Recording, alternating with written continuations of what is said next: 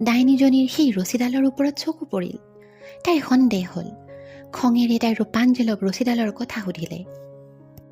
সৰল সহজ ৰূপাঞ্জলে মিছা কথা ক'ব নাজানে আৰু তাই ডাইনীজনীক ৰাজকুমাৰৰ সকলো কথা বিৱৰি ক'লে।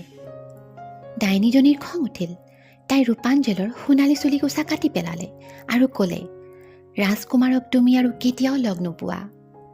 তুমি মোক প্ৰতাৰণা কৰিছা আৰু এতিয়া তুমি তাৰ পৰিণাম ভোগ কৰিবলৈ সাজু হোৱা। সেই বুলি কৈ ডাইনীজনীয়ে তাইৰ যাদুকৰী দণ্ডডাল ঘূৰালে আৰু ৰূপাঞ্জলক দুৰ্গটোৰ পৰা বহু দূৰত থকা এখন মৰুভূমিৰ মাজলৈ পঠাই দিলে। দুৰ্ভগীয়া ৰূপাঞ্জলে মুখেৰে এটা শব্দও মাতিবলৈ সময় নাপালে। ৰূপাঞ্জলক শাস্তি দি ডাইনীজনী দুৰ্গটোৰ পৰা ওলাই নগ'ল। তাই ৰাজকুমাৰজন দুৰ্গটোলৈ অহালৈ অপেক্ষা কৰিলে। কিছু সময়ৰ পাছত ৰাজকুমাৰ আহিল